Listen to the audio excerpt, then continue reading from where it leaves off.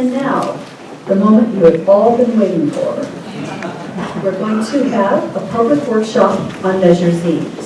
I have many speaker slips today, which is terrific because it shows a lot of community engagement, and I'm really thankful for that. The purpose of today's public workshop is for us to be able to gain information to help us frame an issue. And the issue is finding a draft ordinance that will work to implement Measure Z.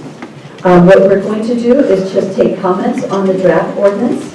We want to hear from as many people in the public as are interested in speaking. And because it's unclear to me whether or not people are speaking for or against language, it doesn't really matter because this is a public workshop and we want to hear all of the different perspectives. So I'm simply going to call people's names in the order in which they came. And we have all the time in the world to do this, so I think we'll be happy for that. And I believe that we're just going to go ahead and have Ms. Strimling give us a lead-in to our afternoon session, and here we go. Thank you, Madam Chair, members of the board. I'm Wendy Strimling, Senior Deputy County Counsel, and we're here today to have a public workshop on the Measure Z exemption procedures. The focus of today's public workshop is to consider the preliminary draft ordinance to establish procedures to implement the Measure Z exemptions. I'm going to quickly review the background and the exemptions, and I'm going to provide just a very quick overview of the procedures for each exemption. I will say that this preliminary draft follows up on a community outreach meeting we held in March. It was very productive, and we heard some about what the public and the oil and gas industry wanted to see in regard to the exemption procedures, and tried to address those to the extent feasible. We'd like to use today to obtain input from the oil and gas companies, operators, rights holders, and the public at large. We've already received quite a few letters on the eve of the hearing last night. And lastly, looking for some direction from staff, direction to staff. The outcome we're looking for is following the workshop, staff will definitely go back and based on comments, public comment, the Board of Supervisors direction, we'll look at clarifying, refining the ordinance. Then we will return to the board. I predict that would be in September with the revised ordinance. In order to adopt the ordinance, it will need 2 readings at the board, and that will include a noticed public hearing, so there'll be another opportunity for the public to respond to the revised ordinance. Just a super short summary on Measure Z, which I think you all know, but it was an initiative measure adopted by the county voters on November 8th, 2016. To summarize extremely briefly, several pages, it prohibits land uses in support of well stimulation treatments in oil and gas production or recovery, including hydraulic fracturing, which is sometimes called fracking. It prohibits land uses in support of oil and gas wastewater injection and impoundment, but subject to a reasonable a 5-year reasonable amortization period, also known as a phase-out period. And it prohibits the drilling of new oil and gas wells. But it also contains exemptions from these procedures, and that's really the focus of this draft ordinance. Just to summarize the Measure Z exemptions, first of all, it states very explicitly that the provisions of the initiative shall not apply to the extent, but only to the extent, they would violate the Constitution or laws of the United States or California. And there are 3 specific exemptions, which I will go over a little bit in more detail, to prevent an unconstitutional taking of property as applied. It also recognizes vested rights, and it also allows for extension of the reasonable amortization period. And it also authorizes the Board of Supervisors to adopt an implementing ordinance to further the purposes of the initiative. So now, each of these exemptions could be the subject of a law school class, and so you have to forgive me for an extraordinarily short summary of each of these areas of law. This is sort of like all of Shakespeare in 10 minutes. But the Fifth Amendment to the United States Constitution provides that private property shall not be taken for public use without just compensation. The jurisprudence has sort of divided per se takings and regulatory takings. Per se takings generally results in a permanent physical invasion of property. But the issue here is more under regulatory taking, a regulation that is so onerous as to amount to a taking. And the courts have said this requires a case-by-case factual inquiry. The courts have identified a number of factors such as the economic impact on the owner, interference with investment-backed expectations, and character of the action. So turning to Measure Z provides that the Board of Supervisors may grant, upon request of the affected property owner, an exception to the application of the initiative if the board finds, based on substantial evidence, that application of the initiative would constitute an unconstitutional taking of property, and the exception will allow additional or continued land uses only to the minimum extent necessary to avoid such a taking. So the procedures kind of fill in the procedural gaps, if you will, because that gives the broad outline. But as I mentioned, the board has authority to implement, to adopt procedures to ensure the consistent and fair application of the measure and the implementation of these exemptions. So in the ordinance, which is several pages, and you have it here, but just to summarize again very, very summarily, the proposed procedure for the takings exemption is that the affected property owner, and that is actually the term used in Measure Z, when we've gotten some comments about that, who contends Measure Z effects an unconstitutional taking, would submit an application to the county via the Resource Management Agency. The RMA director would determine if the application is deemed complete, which is a very standard practice in land use applications, where usually there's a checklist of information. If the information is provided per the checklist, it's deemed complete. That, as one of the commenters said, well, why don't you follow the Permit Streamlining Act? And that is, fairly, that's what the Permit Streamlining Act sets out. That's sort of completeness determination, and certainly the ordinance, maybe could be refined to add some of the timeframes that are in the Permit Streamlining Act. But in any event, under these procedures, after the application is deemed complete, the RMA director would schedule a hearing before a hearing officer. The hearing officer would basically conduct a full evidentiary hearing and then issue a written report with a recommendation to the Board of Supervisors.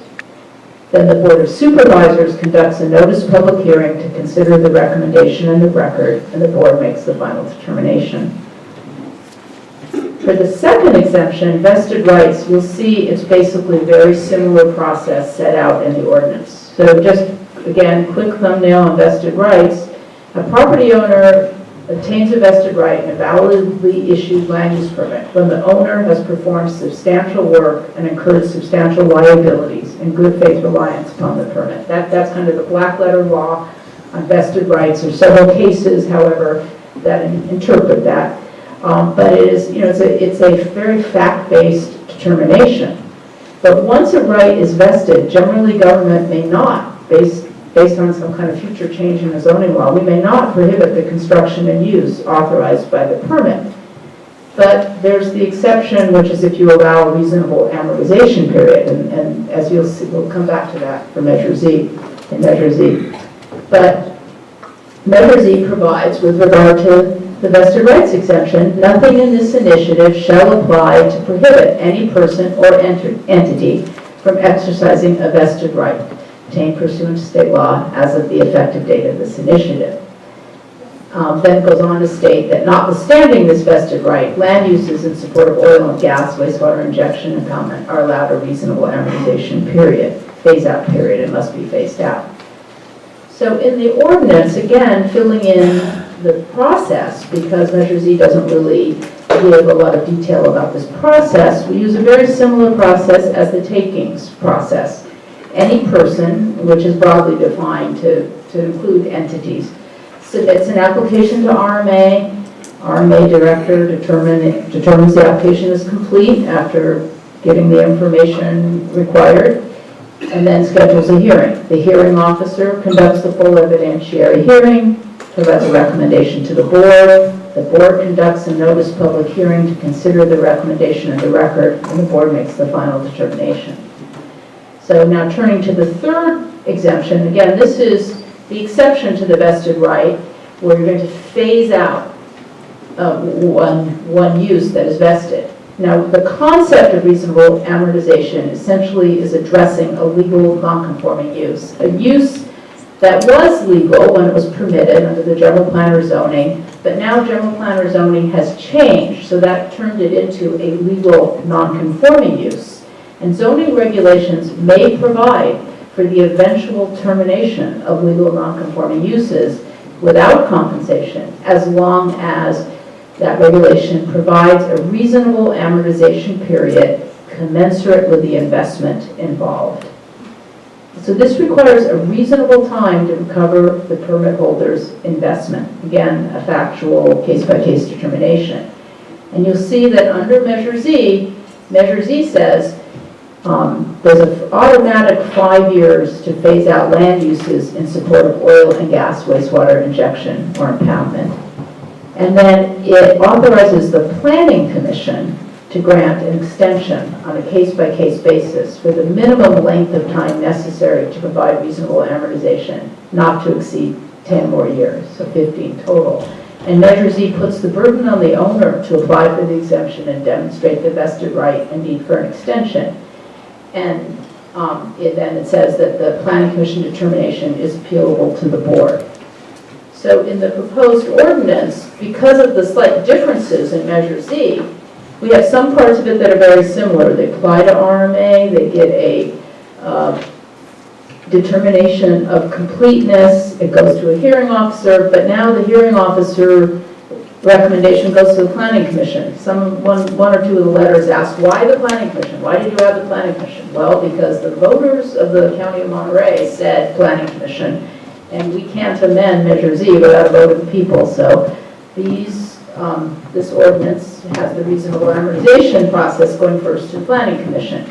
That Planning Commission decision would be a decision is appealable to the Board of Supervisors.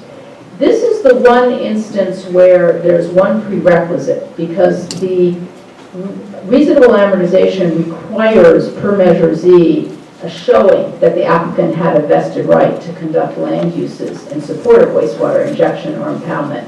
So the proposed procedures provide that the owner should obtain that vested rights determination pursuant to the vested rights process before seeking the extension of the reasonable amortization period. I wanted to just mention a couple things, and this again is somewhat responding to some of the letters we got. It does allow for combining applications. The owner may combine applications because in some cases these exemptions will overlap. They may argue that the unconstitutionality is because we didn't recognize the vested right. Or there might be situations where they say they have a taking, but they don't have a vested right. And it really depends on a case-by-case factual determination. So the claimant may submit a combined exemption application where you've got some of that factual overlap.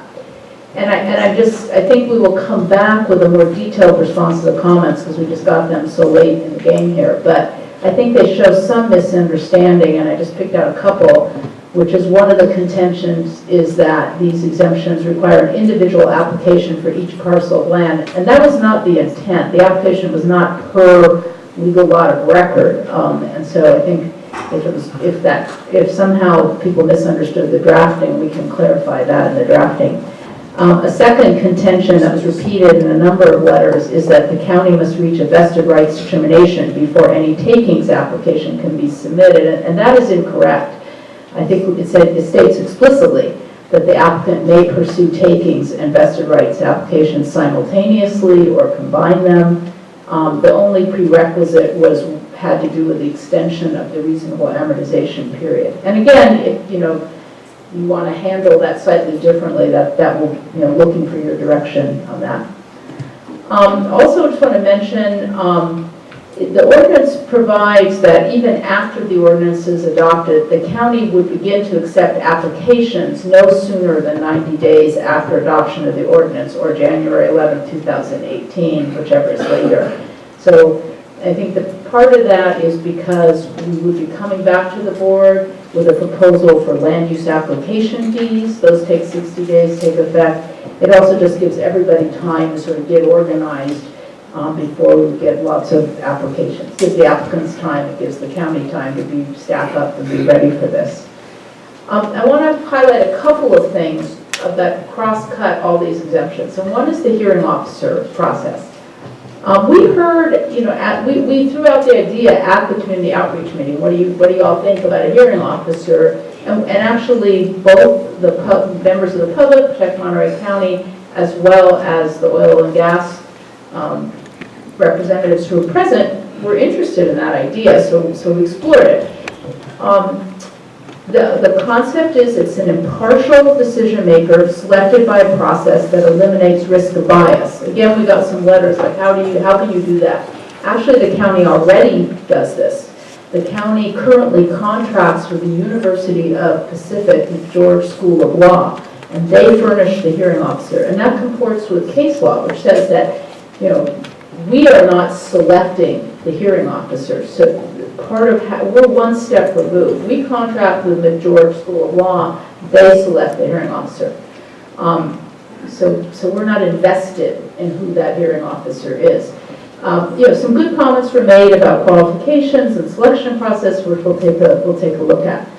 But we really want to, the intent here is to provide due process, to have notice and opportunity to be heard, to have a full evidentiary hearing for the claimant, the person or entity claiming the exemption.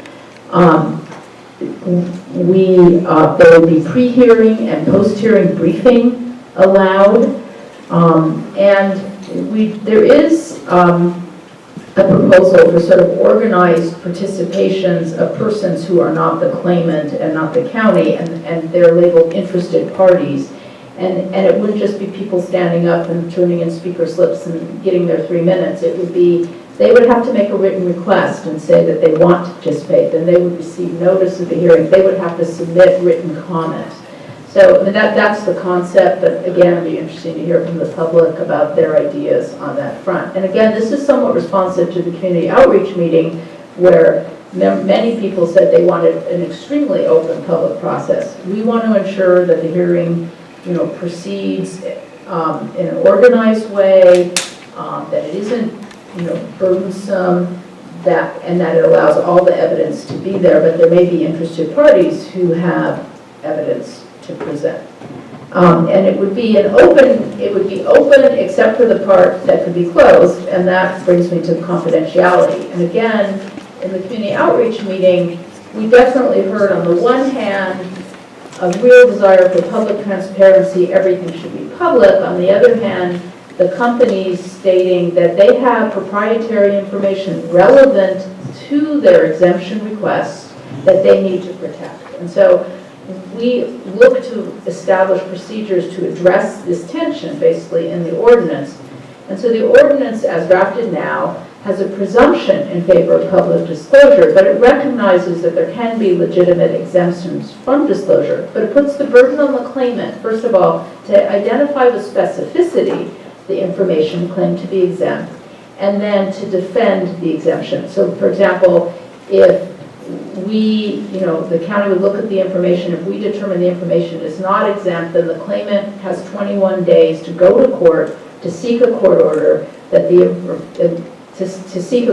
that information is subject to protection or injunction prohibiting public disclosure. So in the end, if the county doesn't disclose the information, we have a court order, and also seeking to have then the claimant defend and indemnify the county for any lawsuits we might get relating to the non-disclosure. So here we are. The basic recommendation for today is that the board conduct the public workshop, hear from everybody here, consider the preliminary draft, and provide direction. And that's it. If you have any questions, I'd be happy to answer. Well, good afternoon, everyone. Good afternoon. First First of all, it's exciting that we're getting to this point in the implementation of Measure Z. I'd like to thank all of you for the very hard work. And I just found out that being last in, I get first called up here, so thank you very much. This is a lot of information, a lot of it's legalese and litigation and stuff, but I just basically want to reiterate a few things about Measure Z. I personally would like to see that Measure Z is just fully implemented as is. The ordinances that they're talking about and stuff that need to be changed, I think Measure Z rules play a key role in ensuring that Measure Z's protections are applied to the fullest extent allowed by law. And I'll just go over a couple of instances where waste disposal is a dangerous activity, should be phased out in accordance with Measure Z's amortization period. I think we all feel that 5 years is reasonable time to phase out untreated wastewater disposal. Also, oil and gas activity is commonly regulated at the local level. Monterey has a right to amend its code to help protect the air and water. And basically, like I was saying from Aptos, I'm representing the Citizens Climate Lobby there. Also, a couple other groups called me to represent them, CCAN in Santa Cruz, and also Sensible Transportation. Thank you for your time. Good afternoon, Madam Chair, members of the board.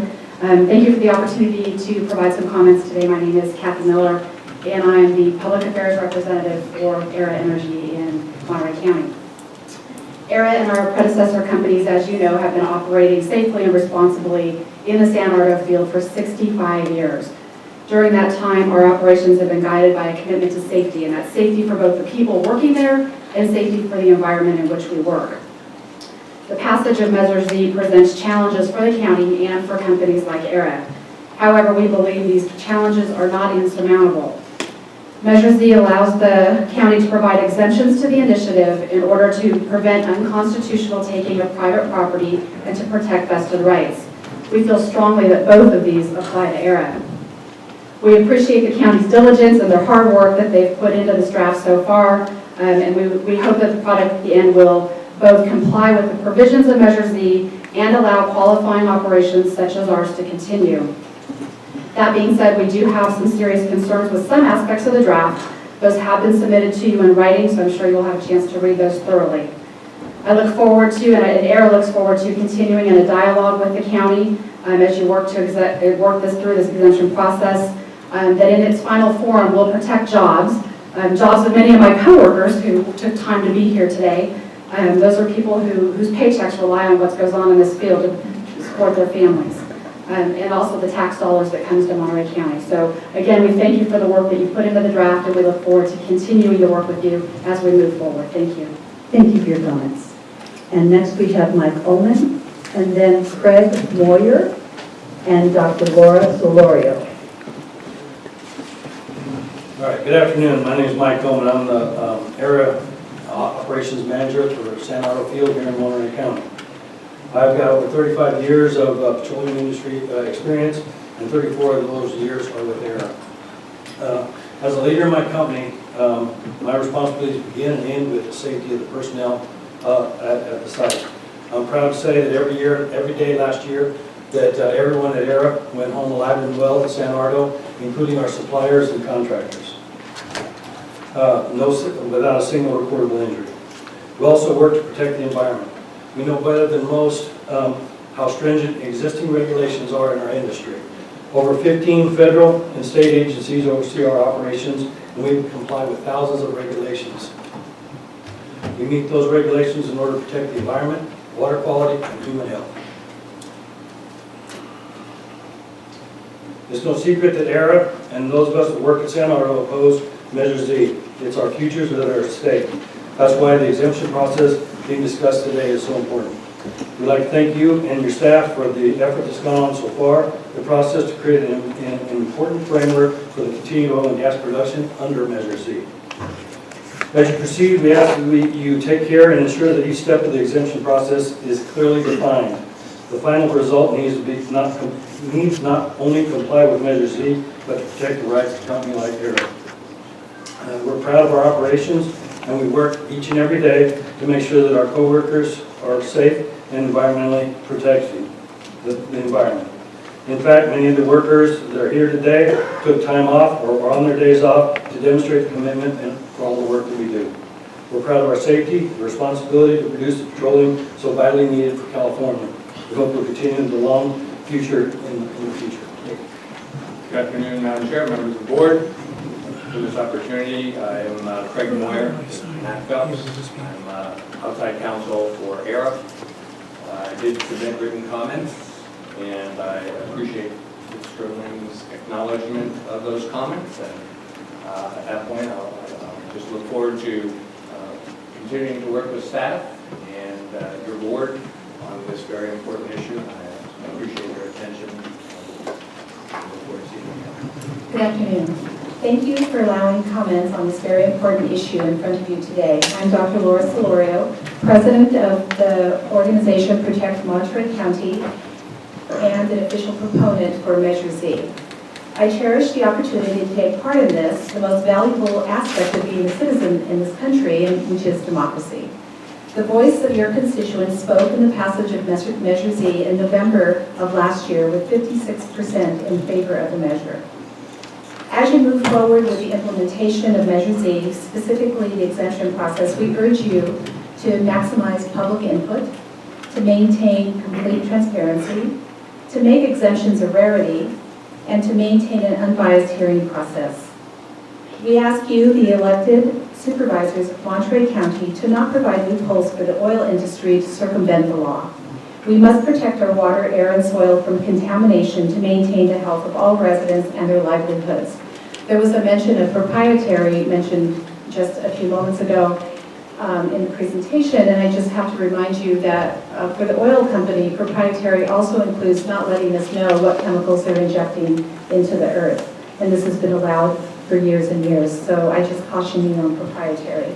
I submit to you our attorney's recommendations on the preliminary draft. Thank you for your time and attention, and we look forward to working with you throughout this process. Thank you. Good afternoon.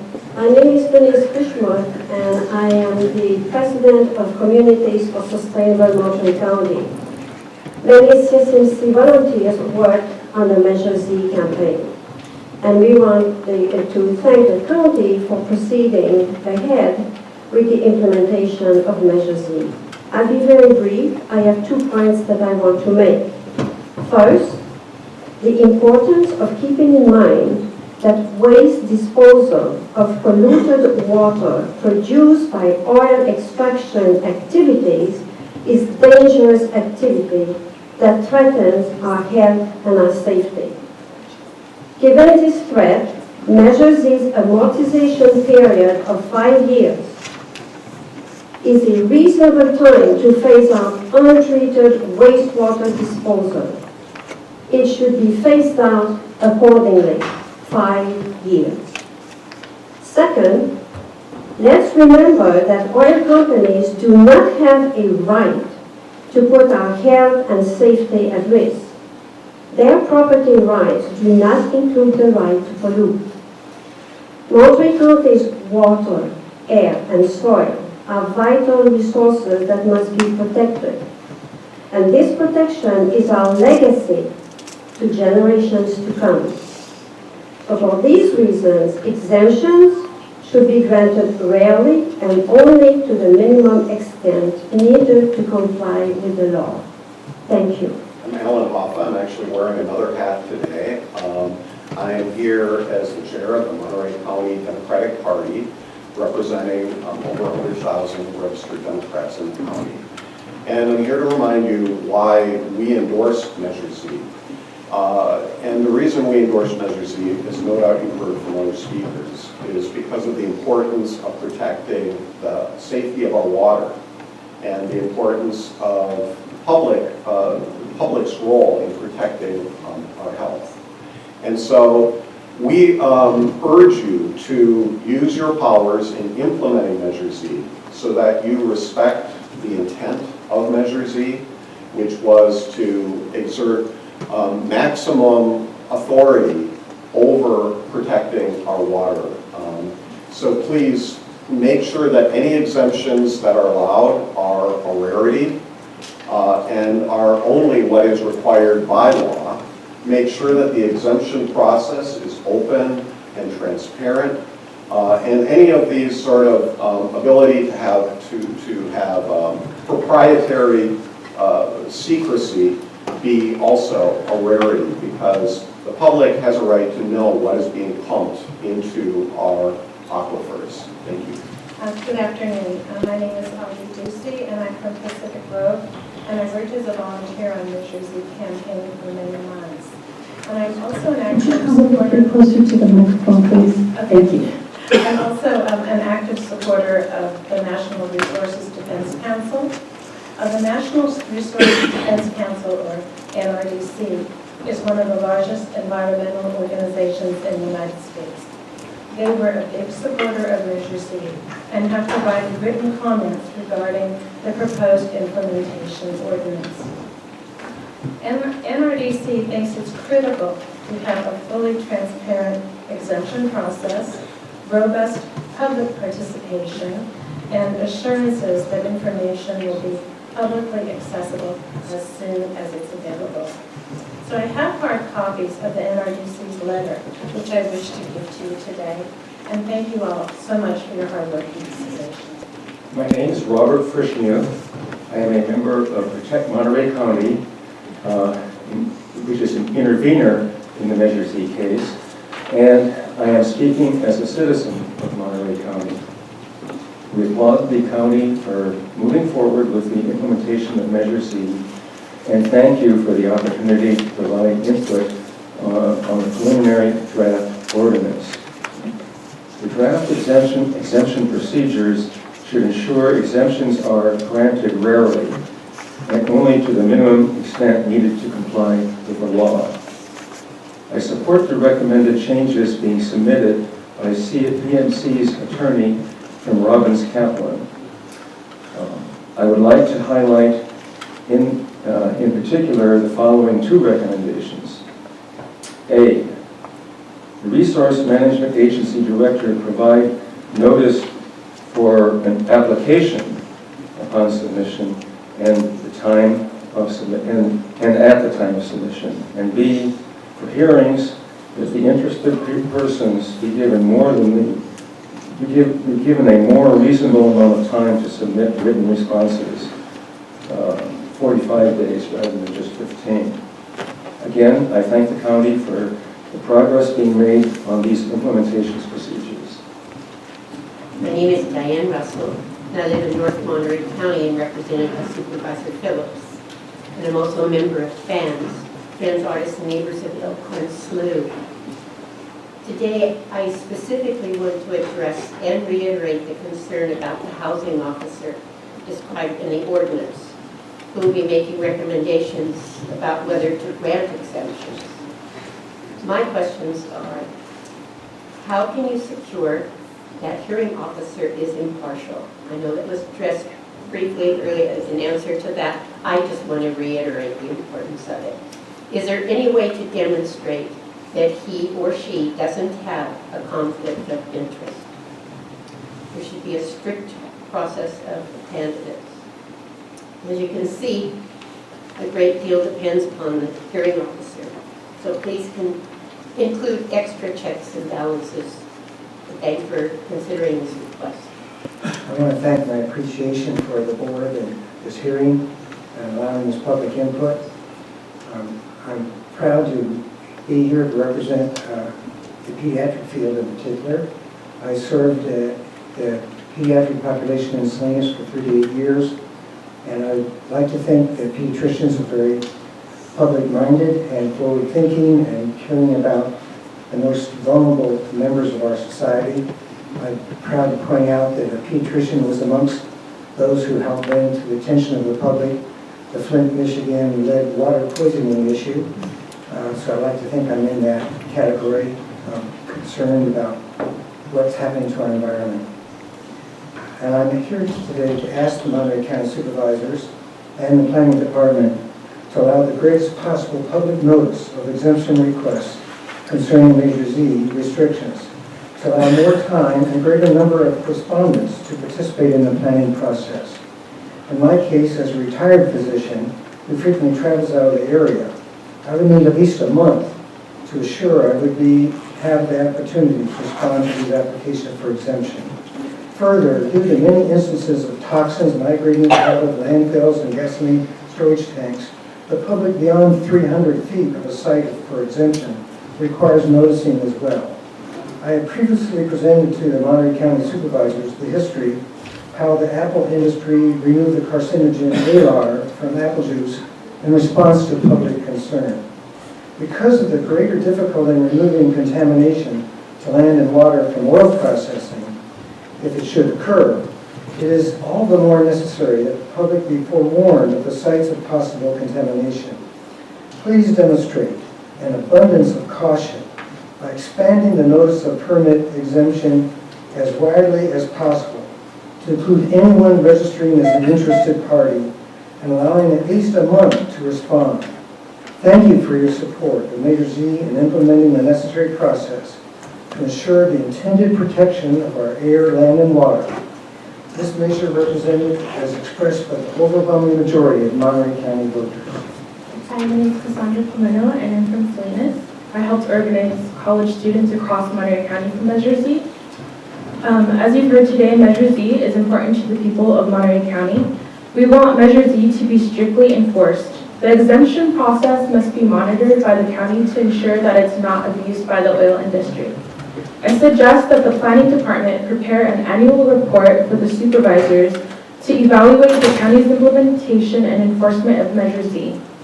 The report should summarize decisions regarding all exemptions and extensions of the amortization period. The annual report should also include recommendations for improving Measure Z implementation and enforcement. You should hold a public hearing to discuss the annual report and allow the ordinance to be refined or strengthened over time. Good afternoon. My name is Dominic Dursa. I live in Supervisor Parker's district. To say it simply, my favorite thing sometimes is that one more slice of pizza I shouldn't have. You know, it's just having that one more little bit that is most tasty. Clearly, it's added on pounds over the years.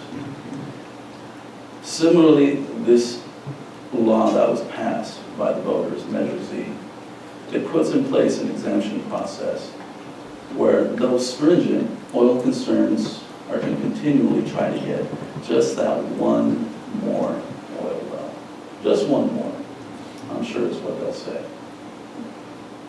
Because this measure was passed with the intent to protect the environment, to keep our water clean, it is important that when we look at these exemptions, we can simply not accept these exemptions to go forward unless they're subjected to the highest standards so that this bill's intent stay what it was when it was passed by the voters. Simply that the environment be protected, our water be kept clean, and that these fracking ends in Monterey County. Thank you. Good afternoon, Madam Chair, members of the board. My name is Andrew Bell. I'm a resident of Monterey County. I'm a civil engineer with particular expertise in water resources. A number of speakers have already addressed the 5-year phase-out period for disposal of untreated wastewater. This activity has significant adverse health and environmental effects, and it should be phased out in accordance with Measure Z's mandates. Some of the recovered wastewater is already treated at present, and it will not take significant additional facilities to add capacity to treat it all. No time extension beyond 5 years is needed. Now, I have a comment on the term vested rights. Whether or not an activity qualifies as a vested right is certainly in the eye of the beholder, or in this case, the eye of the asserter. I anticipate a large number of assertions of vested rights will need to be considered and decided by the hearing officer. But you can tell I'm a little concerned about the statement that all vested rights will be protected. Although I'm not an attorney, I have some idea of what a vested right is, and so I bring this to your attention. Thank you very much. You've heard from a lot of people so far about pretty much what I'm going to say also. But I want to make sure that you understand that this ordinance was passed and almost 74,000 people in the county voting for it, that it's very important for us to create a permanent process to give corporations a means to bypass exemptions for this and other measures. We shouldn't do that. We should have an absolute minimum of exemptions, if at all. The voters want this and other ordinances to be the law. I've been a resident of Monterey County for 32 years. Before that, I grew up in Ohio, outside Cleveland. I'm sure a lot of people have heard of Cleveland. We have a river through the middle of it called the Cuyahoga, which burned 3 towns. Now, I'm not saying that anyone from any of the companies here would even let something like that happen. But when, as the previous speaker said, one more thing and one more thing, next thing you know, you got this. The air, the water around here, very, very precious to us. They're very, very rare in the case of the water. Cleveland's got a lot of water. But when I was growing up there's a lot of cancer, an amazing amount of cancer. In my family, I don't want to go on and on and on, but it was the primary means of death. We don't want that here. We have a beautiful place. Cleveland is coming back. It's a wonderful place now, too. But why start it? Why get started on a path like that? Thank you very much for your time. Thank you for allowing me to speak. My name is Demetrio Poleta. I'm a retired teacher from Salinas City Elementary School District, former trustee from Hartnell Community College, and I'm a member of the Protect Monterey County and the Romero Institute. I'm here basically to share some absolute and indisputable facts. Number 1, fracking and cyclic steam injection uses millions of gallons of water. If our local aquifers are also contaminated by oil drilling, clean water will be scarce and the price of available water will be bid up. This has already happened in Kern County. Number 2, hundreds of chemicals are used in fracking and cyclic steam injection. Many are toxic. Some, like benzene, cause cancer. Others affect the skin, the eyes, the kidneys, respiratory, digestive, immune, circular, vascular, and brain and nervous system. Number 3, scientists confirm that fracking and injecting wastewater underground can cause earthquakes. In Kern County, fracking with steam injection created a sinkhole that swallowed up and killed a Chevron employee, a worker. And number 4, on November 8th, the Monterey County voters voted 56 to 44 to ban fracking. Oil companies do not have the right to put our health and safety at risk. Property rights do not include the right to pollute the county's water, air, and soil. I'm here to remind our elected officials that you work for the people who voted you into this job. The Monterey County voters spoke loud and clear for you to ban fracking. They expect you to validate their hard-earned victory by fully implementing the conditions in Measure Z. Make sure you do not pass a law or policy that provides our gas and oil companies an exemption to continue polluting the air we breathe, the water we drink, and the food we eat. Thank you. First of all, thank you for the opportunity to speak. I was born and raised in Monterey County, and I love our beautiful earth. The people of Monterey County voted for Measure Z. We voted for clean water, healthy crops, a healthy future for our children, and a prosperous farming community. We did not vote to allow the oil companies to have exemptions to work around the vote. We voted for a healthy planet, not one that has too long been poisoned by a money-hungry oil industry that for too long has been putting our planet and our grandchildren at risk. Ask any reputable climate scientist. We must stop using fossil fuels now and ramp up the alternative energy sector. Our lives literally depend on it. I asked the supervisors and the attorneys representing the oil companies, do you want to be part of the climate warming solution, or do you want to be remembered as hastening the demise of our beautiful planet Earth? It is that simple. It seems to me that this is not a legal issue at all. It is a moral issue. Are you for the planet and the health of future generations? Or are you for big business? The choice is up to you. Hi, good afternoon. I'm Jan Schreiner, and I serve on the Marina Coast Water District Board, but my comments are not authorized by the board. I'm speaking as a resident of the community of Marina.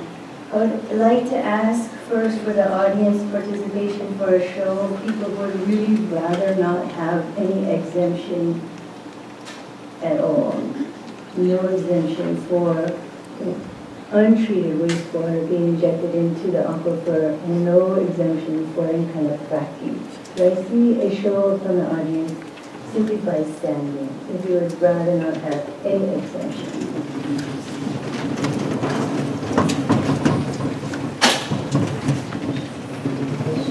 Personally, I feel somewhat forced into the process of discussing exemptions because of the attorneys. And I believe that oil and gas activity is commonly regulated at the local level.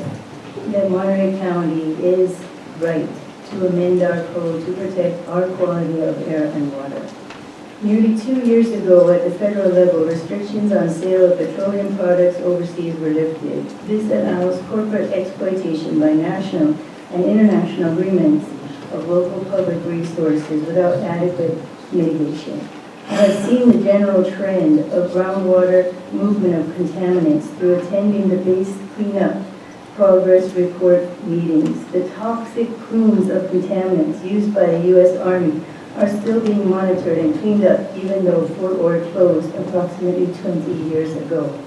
I was stunned approximately a year ago during a presentation by state employees hosting a public hearing by the California Department of Conservation, Division of Oil, Gas, Geothermal Resources, or DOGGR. The hearing discussion was about increasing the areas of exemption. Hello, my name is Lori Avey. I'm a Monterey resident, a CSMC, as Denise described, board member, and a volunteer in Protect Monterey County for Measure C. Early last year, I helped in the writing of the citizens initiative that eventually became Measure Z. Being new to legal matters of all kinds and from the business world, my approach was from a marketing perspective. As the initiative was finalized and all the detailed wording, I recall being daunted by the huge challenge we would have in educating the public on the initiative. But due to the countless hours of volunteers, we were successful in their public education measures in the past. I attribute the success of the campaign not only to the volunteers, but to the prudence of citizens who took the time to listen to us and read the details. I learned that with a full ballot and being outspent by opponents, a typical measure like that, a no vote, is the norm. It was a hard-fought and won campaign. I want to reflect on the devoted personal energy and time of so many volunteers, because you are now in a position to carry out the protections that were so carefully written, communicated, and voted for. We expect Measure Z to be implemented to its fullest extent. Please make any exemption rules to be as strict as possible and with the utmost transparency and time for the public to respond, especially those who would be most affected. Please don't leave any loopholes that would give oil and gas permission to roll over the clearly stated will of the people to protect our county's precious water. Good afternoon, Madam Chair and members of the Board of Supervisors. As Lori mentioned, this initiative passed with 56% having been outspent 18-1 by the oil industry. The oil industry had disproportionate ability to reach out to the public and make their case, and yet the people decided that this was the right thing to do.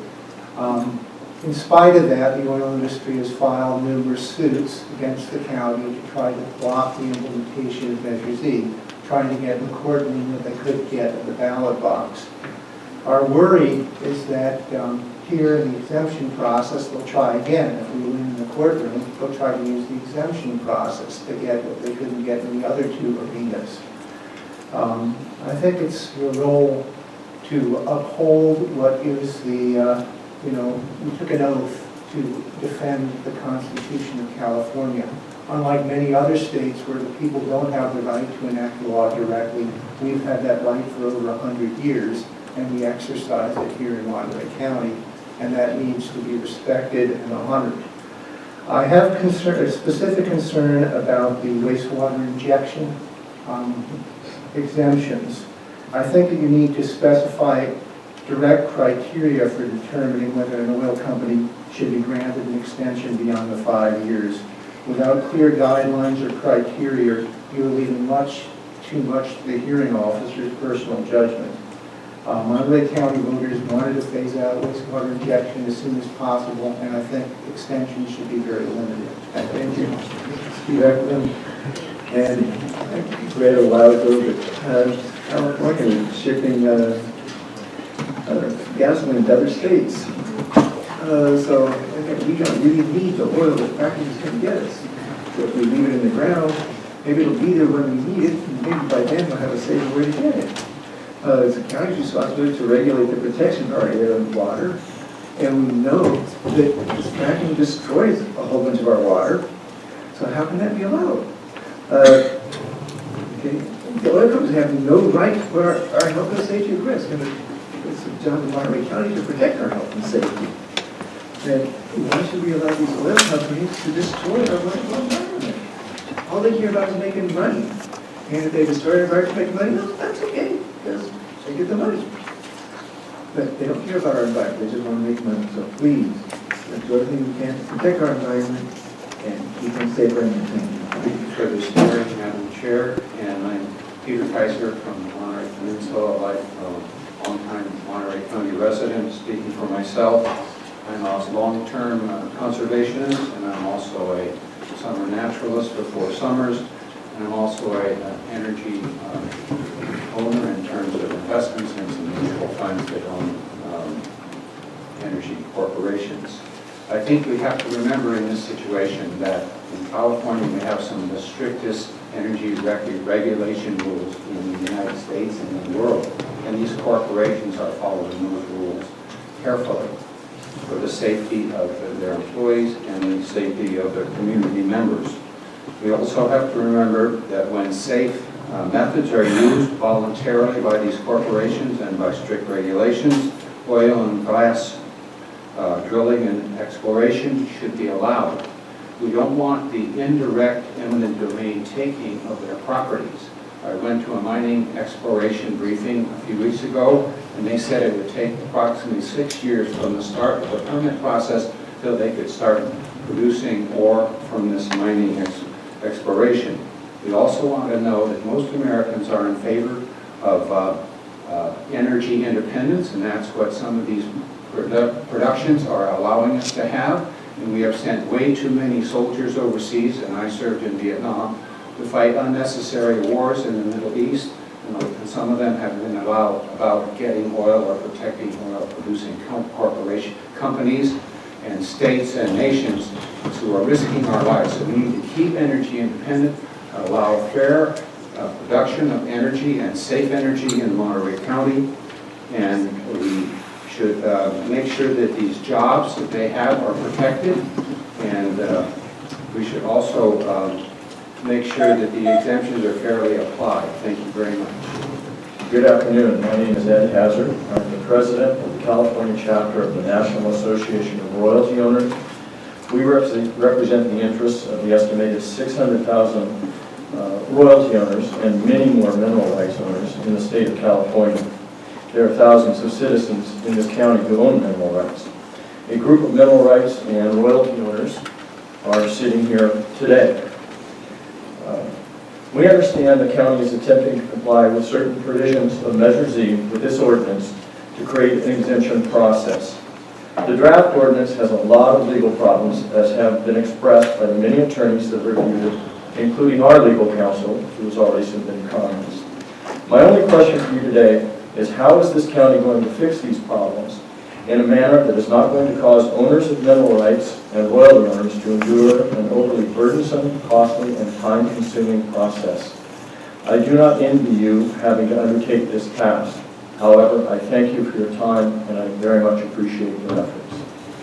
Good afternoon, Chair Adams and Supervisors. My name is Jody Hanson. I'm the President and CEO of the Monterey Peninsula Chamber of Commerce. These exemptions and doing them right is really important to our county. We look at, you should receive the written comments from the businesses who are being impacted the most by these exemptions. And that's a reason to withhold making any kind of decision right now. It should be a process. It shouldn't be one hearing. We look at the fact that you as our supervisors have a responsibility for the budget of the county. What Measure Z does, it will impact, there are many economic realities. It's going to impact lost jobs, lots of legal costs if it's not done right, and we're going to lose tax revenues. And those tax revenues fund our roads, our schools, our parks, and our nonprofits. When I was here before, while we were considering Measure Z, many nonprofits were coming to the county asking for budgets. And the county doesn't have money for a lot of these nonprofits now who do a lot of this social work that is the good work in the county. You know, when I listen to environmentalists, and I feel I'm environmental as well, but I also hear a righteousness that disallows the fact that they're not coming up with ideas to replace these jobs, to replace the tax revenues, or to, you know, have a solution for what we're losing. Thank you. Good afternoon, Chair and Board. My name is Beverly Bean. I'm a resident of unincorporated county and member of Protect Monterey County. Measure Z was voted into law by the people of this county. However, Measure Z has not been implemented due to the stay, and in addition, the county is now defending itself against at least 6 lawsuits by the oil industry and royalty owners and others. I have a question I would like to ask of Ms. Strimling through the chair, please. My question is, will exemptions be processed before the implementation of Measure Z and the conclusion of the lawsuits? I'll have to turn to County Council here to see if it's possible to answer the question or no. I think at the end we will come back and address that specific question. Okay, so I'll finish my comment. Thank you. When the stay is lifted and when the court battles are over, the oil industry will have only one remaining way to override the decision of the citizens to protect our aquifer from contamination by oil industry practices. That way will be through you, the Board of Supervisors, and the exemption process. Big Oil does not have the right to pollute the county's water, air, and soil. Measure Z gives the oil industry 5 years to phase out its dangerous disposal of untreated waste. I believe this is time enough. Regulation of local pollution is the responsibility of local government. I would agree with many of the previous speakers. Good governance is made better with lots of sunshine. This means the public's business should be done in the public, not behind closed doors. Exemption applications should be part of the public record with no secrecy granted to the industry due to claims of proprietary information. There should be public notice and sufficient time for comments to be prepared on each exemption application. I hope that the exemption ordinance and process will be thorough and stringent and result in very few exemptions from the terms of Measure Z. Thank you. Hope I can get an answer to my question. Thank you very much. Yes. Good afternoon, Chair Adams and fellow supervisors. My name is Todd Smith with the law firm of Braggini Freitas, LLP. I am here on behalf of Chevron USA. Thank you for the opportunity to speak today. We also submitted a letter yesterday, which I appreciate the fact that Ms. Strimling has already had the opportunity to review and comment on a little bit. We're also aware of the fact that letters have been submitted by Era Energy, California Resources Corporation, Eagle Petroleum, and the National Association of Royalty Owners. We request that all of these letters be included in the administrative record that we developed as part of the process for developing this ordinance. We also urge the board and staff to closely review the letters that have been submitted. Collectively, I think we believe that the letters make clear that there are several issues with the current form of the Measure Z exemption procedures, in particular related to protecting due process rights for applicants, some internal inconsistencies related to the standards that will be applied throughout the various proceedings, as well as a process that will simply take too long going forward. We have faith that staff, we look forward to working with staff, and we have faith that they will produce a final ordinance or proposed ordinance that the board can consider that will address these concerns. Thank you very much. Thank you, Madam Chair and board members. My name is Barbara Evans. I live in Carmel. I own property in Pacific Grove. I've been a resident here on the peninsula since 1968. I worked on and voted for Measure Z because there is nothing more important than water. I just have a couple of comments and a question to clarify the procedures here. I did read the 18 to 22 page draft and admit I glazed over some of the repetitive legalese. As I understand it, this writing is primarily all the procedures for developers to submit their applications to get exemptions, setting forth all the requirements for the application, hearing dates, putting out notices, setting time deadlines, appeal process, etc., etc. I will not be addressing corrections or comments to specific provisions. Others are doing that. I understand this is a first draft and it will be revised and fine-tuned, and we will all be given an opportunity for another review. So my question, and excuse me for showing my ignorance, aside from this draft ordinance, which tells developers how to get exemptions, will there be other writings to set out how we actually implement Measure Z? How is it actually to be implemented? And I wonder, for instance, how our implementation might interface with the Bureau of Land Management, which has control over granting leases. So I just see this is for the developers' exemptions. Are there a lot of other stuff about implementing the Measure Z that we'll see later that's different from the exemption process? Thank you. So if the leaders of Arrow are to be believed, they are concerned for environment and health and safety. They're also concerned for tax dollars and future of the state. I don't think that there are very many farmers here or hotel workers or folks who are also impacted by the detrimental effects of fracking in the oil industry's practices. So I hope that you will allow real public input with plenty of time for people to study and understand the implication of what's happening, especially with ground beef oil fields. You got it right at the second pronunciation. Yeah, Ruby has a hard name. The spelling, sorry. I want to let you know that we really do appreciate the hard work that you're facing. You are our supervisors, you represent the people, and you really have our fingers crossed. We know you'll do your best. And I ask you to keep one thing in mind every day. Each day that passes, contaminated water is admittedly re-injected into the existing oil wells in San Marco. So there's no stopping the flow of that contaminated water. So I have a question for both sides. How many days, weeks, years should we really allow this to continue? 1 year, 2 years, 3, 5? We hope it's well under that.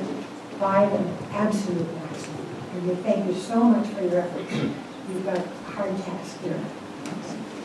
Hello, thank you for letting us all speak this afternoon. 2 weeks ago, I attended the California Coastal Commission meetings that were held at CSUMB, and I was so impressed with the manner in which those members of the Coastal Commission conducted their work and were concerned about the environment and the impact of development upon those resources, those things we share in common, which are really the common, the air, the water, all of those precious things that we value, and especially in our county, the farmlands, the aquifer that feeds the, quote, salad bowl of the nation. I also attended the hearing in Monterey for the Division of Gas and Geothermal resources, and the one that was held at the Steinbeck Center in Salinas a year or two ago on the draft revisions to the state regulations on these issues. And I was quite concerned about some of the ways in which the state had neglected these issues, and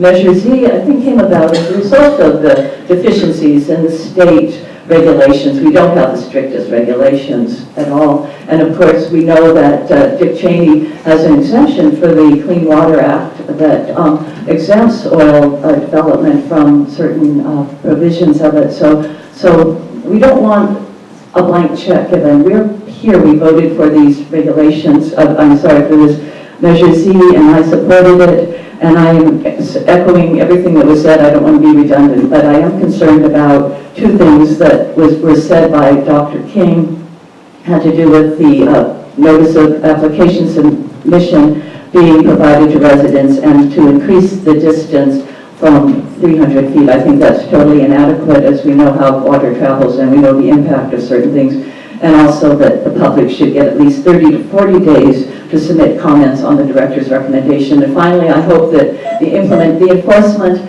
of this will also take the scrutiny and really be focused on, because it's really the enforcement of how Measure Z will be carried out. I thank you so much for listening to all our comments. Chairman Adams, because the number of supporters for Measure Z has outnumbered those of us who consider it a hoax, by at least 5 or 10 to 1, I would like the opportunity to explain my reasons for reconsideration of this entire measure. The last time I was experiencing the hospitality of Protect Monterey County, the people there invited me to leave under the escort of police because the fearless leader was accusing me of being paid by the oil companies. I assure you that is not true. I'm no friend of the oil companies, and I'm definitely not a friend of Protect Monterey County, which I consider to be a total hoax. Now, what we have here is a failure of due diligence. Had the Planning Commission done some actual research and checked for actual contaminated water, then we would have had a case here. We don't. This is an entirely manufactured, let's find a bad guy in yellow business. I am a forensic chemist. This is my business. I'm not an amateur talking to a bunch of, people that know more than I do. I have made major changes to corporations based on findings of actual contamination, one of them being advanced micro devices. This is my business. I check for actual contamination and actual damage. Now, it is the oil samples, crude oil samples, have a distinct fingerprint. We can track a sample of water 100,000 miles away, or 1,000 miles away, back to an individual oil well. I'm Henry Wilson, I'm a retired science teacher. I would like to have nothing in the ordinance that permits public nuisance to be occurred. Now, when you turn on your tap and it catches fire, that's a public nuisance. If you find your water now has some chemicals from an oil company, that's a public nuisance. Public nuisance does not entitle, your rights to own property do not permit you to use it to create a public nuisance.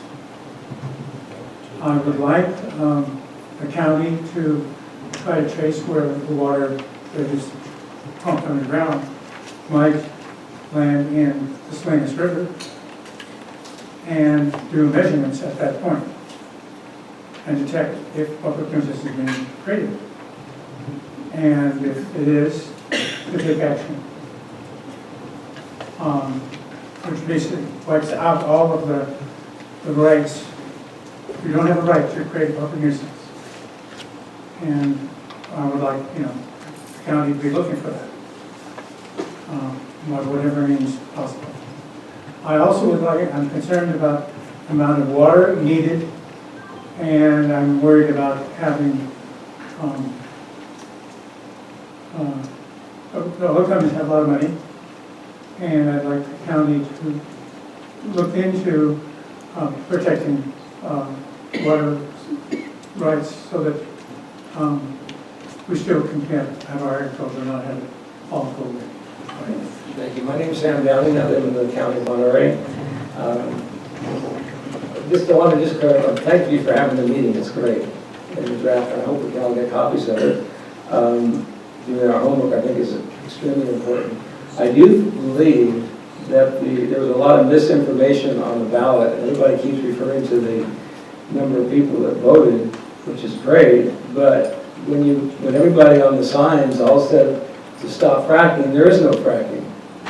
And this is and those should have been addressed. Unfortunately, they weren't addressed in the campaign, but water should have been addressed, and fracking should have been clarified that there is no fracking. And everybody, at least all my colleagues and my 5 grandkids and my 3 kids that serve, and Zach's been on the front of the Herald on a 40-foot wave, they don't want contaminated beaches, and people that live in Pebble Beach don't want contaminated beaches, and people that live in the Salinas Valley don't. So I think it's a given. I mean, I'm a lifeline member of the Sierra Club, but fracking was stated, stop fracking. That's misinformation. The second thing is, if you take a room this big, they have a tank down there that's the size of this room that does desalinization and puts the water back into holding ponds and then puts it back into the system after it's gone through a natural process that actually improves the water and provides more water to the Salinas Valley. And I think the board, I would encourage the board to look at trying to have all the water cleaned up before in this 5-year period so that we can have a cleaner system and challenge the oil companies to doing that. Because to me the analogy is it's kind of like Trump saying we're going to get a better healthcare system, but I don't think he really knew the healthcare system. It's very complex, and I think this stuff is very complex. So I encourage you to continue on your way. You're doing a great job, and thank you very much. Good afternoon. My name is Eric Peterson, and in the interest of full disclosure, I hold stock in Chevron. I'm one of the owners. The Chevron stockholders meeting this year was in Midland, Texas. I don't know if any of you folks have ever been to Midland, Texas. Not only can you smell the air, you can see it. My company has done a great job along with the other oil companies of making a mess there. It's kind of like San Jose and Los Angeles were in 1970 before we discovered that we could have clean air and we still had leaded gas. Bottom line on this is the voters spoke, and they spoke very loudly, and we need to support that issue outside of a handful of sore losers and implement the strongest ordinance possible. One quick question is, what happened to my speaker slip? The one time I fill out a speaker slip, little speaker slip. Thank you. I'm so sorry. I honestly, was certainly not intentionally avoiding it. Hi, good afternoon. My name is Lucia Calderon, and I am a community organizer here to reduce the use of agricultural pesticides. And because of something called state preemption, the community does not have democratic freedom to make decisions on pesticide regulation. However, in this situation, the community of Monterey County does have democratic freedom to make a decision such as banning fracking and wastewater injection, and I really urge the Board of Supervisors to respect that.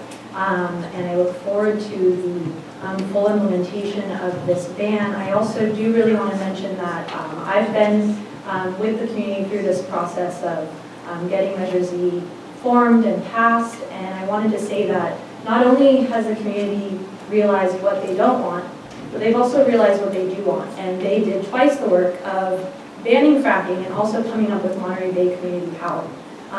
All the people in this room that have spoken on behalf of Measure Z have also had some part in forming Monterey Bay Community Power, and I want to just let everybody know how much work went into that, how competent, intelligent, emotionally intelligent this group is, how much I honor them, and how much I honor all of you for doing all the work you're doing this very important work. Thank you.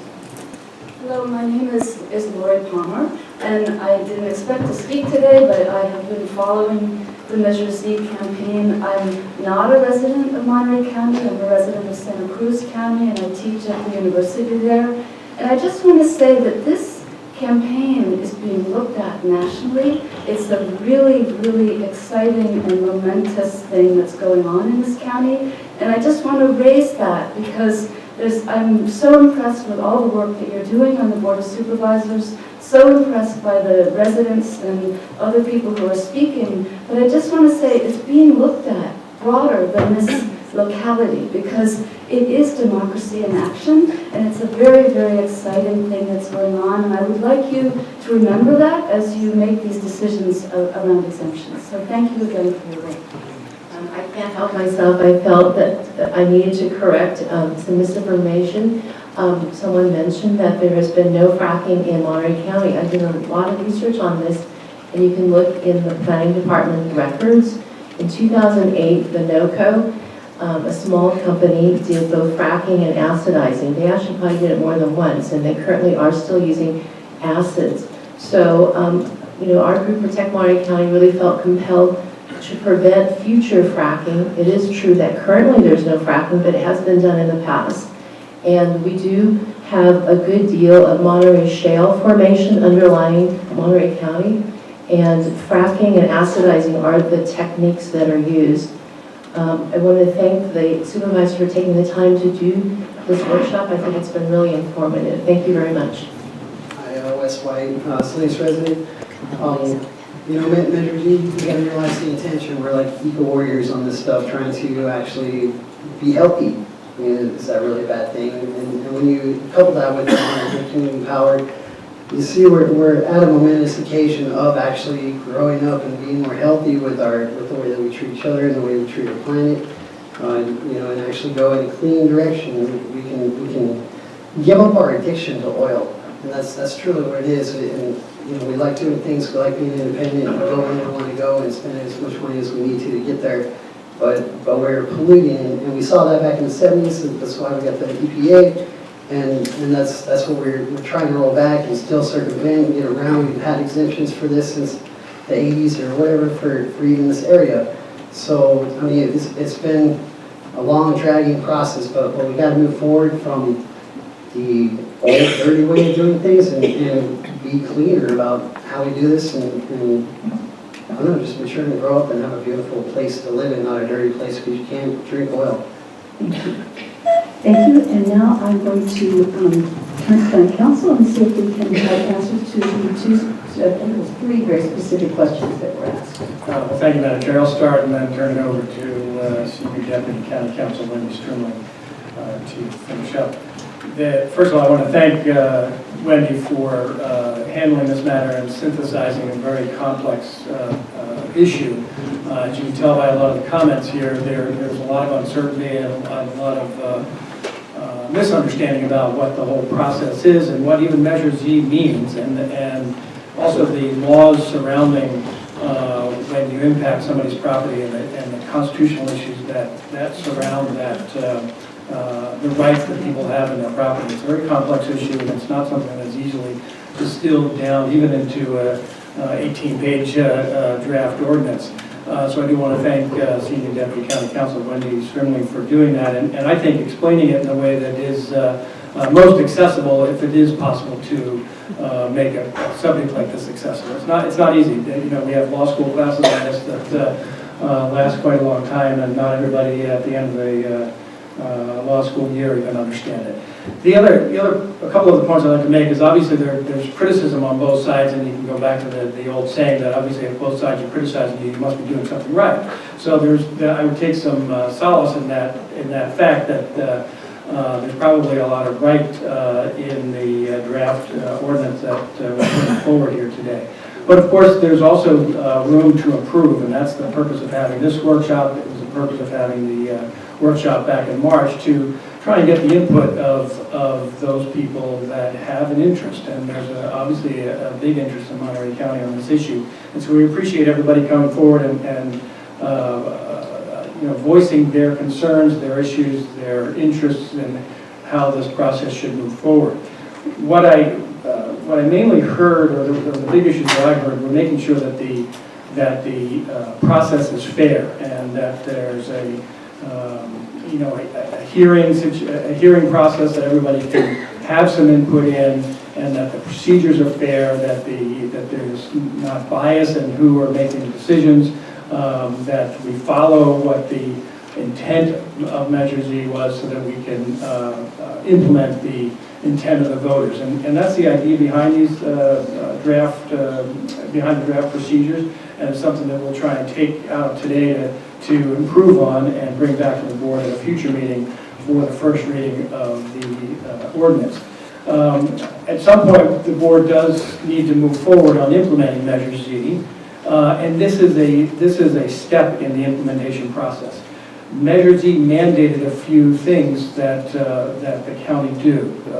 First of all, was to mandate that if there was an unconstitutional taking of anyone's property, that the county exempt that property owner from Measure Z. That is a mandate in Measure Z. It's not something that we're coming up with to try and say we're going to try and find an exemption for somebody from Measure Z.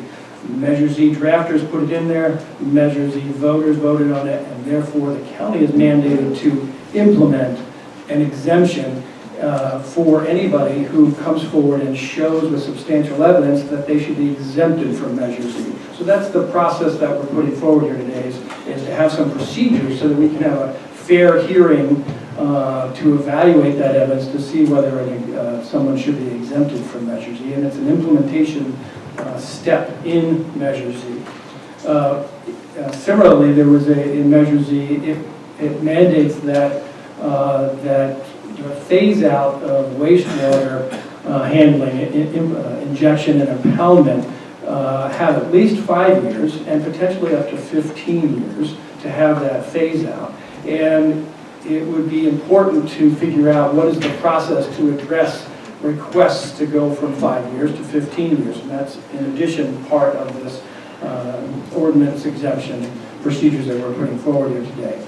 And then, in addition, there's something under the law, as Wendy was saying earlier, called vested rights. And it ties into both the amortization issue of the wastewater, and it ties into an exemption so that your property isn't taken unconstitutionally. And we already have a process in the Monterey County Code to address vested rights. And it's something that we're tying into this exemption procedure, and it's something that Measure Z also recognized that the county needed to address. So we're trying to tie that all together. The question was raised about what does this mean for the implementation of Measure Z, and when will Measure Z be implemented? This is a piece in the implementation of Measure Z and required as part of Measure Z. And the lawsuits that are occurring, one of the issues in any takings litigation is whether you've exhausted, or in a lot of litigation against the government, whether you've exhausted your potential remedies associated with it. And one of the pieces to address that will be in one of the phases of that trial is how the county addressed this exemption process that was part of Measure Z. And so this is a piece in the implementation, and will be similarly addressed in litigation as the litigation goes forward.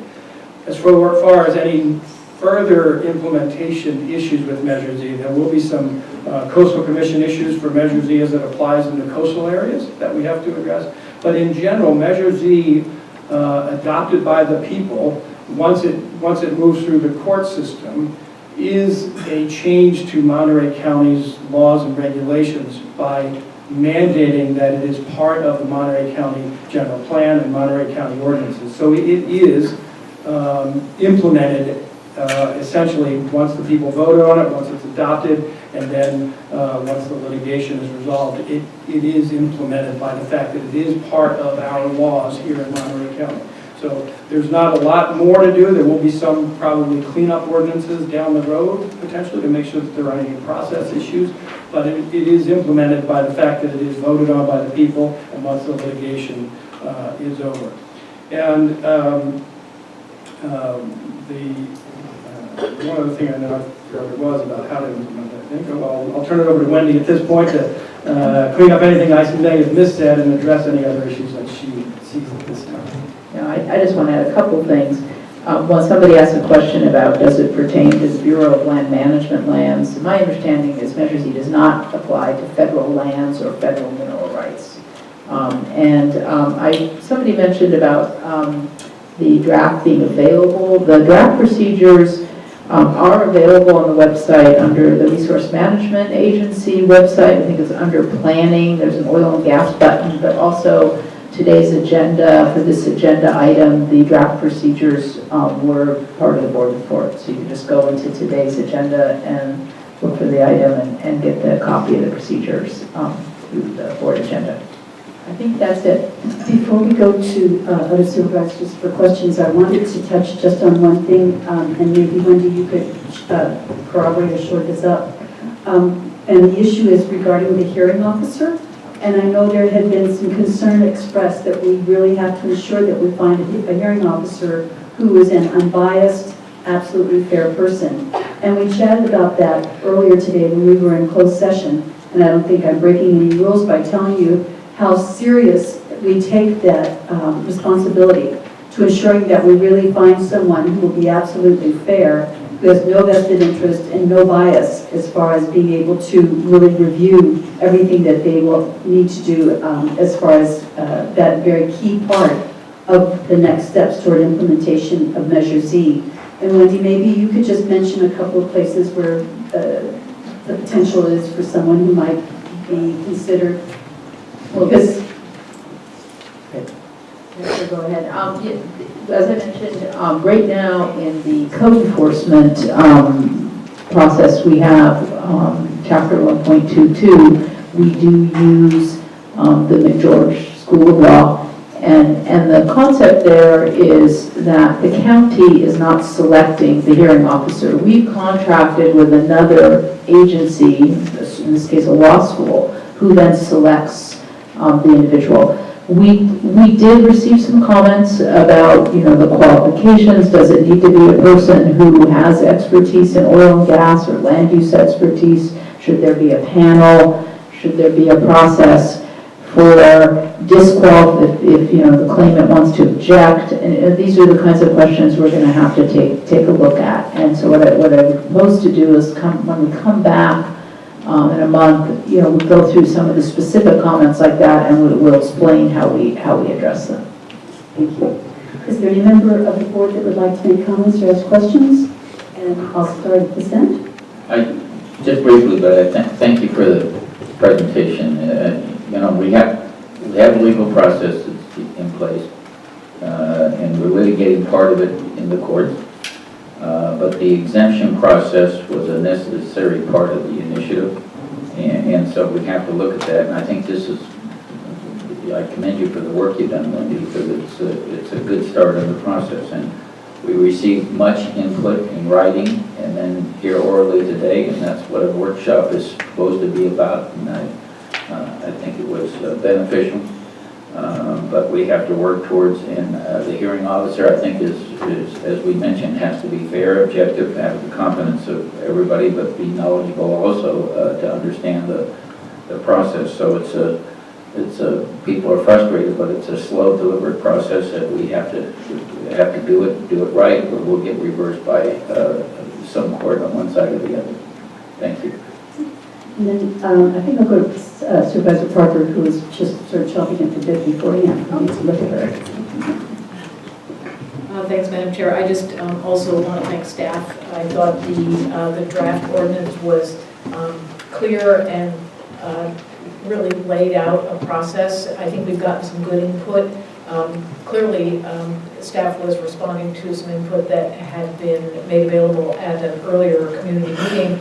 And I think there have been some more nuanced suggestions brought forward today, and I really appreciate that we're looking at coming back with a revision to this in a month or 6 weeks, which is a pretty quick turnaround. So again, just really appreciate that we're working on a process to be as fair as possible and to be something that really implements the intentions of the measure and really looks to have a process to ensure a fair application. So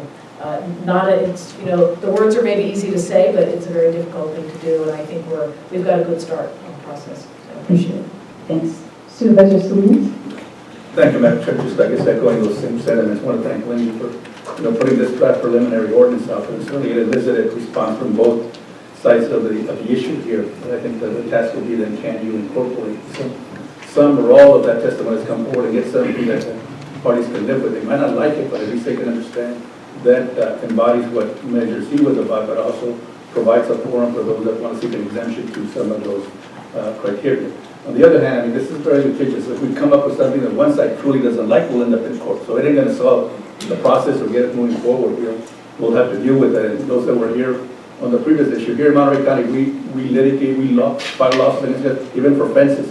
And so, can you imagine this one, the complication that we face? And Wendy, I want to thank you for understanding it and being a good trooper in terms of trying to listen to both sides. So we have a task ahead of us, but I think the fact that the public here is willing to engage, hopefully will help us come up with an ordinance that can stand judicial scrutiny and hopefully give people a sense that we were fair, we were open, we were transparent about how we got to that ordinance. Thank you, Supervisor. And again, of course, I thank Wendy also, but in addition to that, I want to thank all of you for being here today. It isn't easy to take time out of your lives and come to stand up in some ways very unhelpful circumstance, but I really appreciate your engagement with civic discourse because this is how it's done. And no matter which side of the issue you're on, the simple fact that you came here to express yourself is really appreciated, and it is how we're going to come to resolution. So I thank you all very much for doing that today.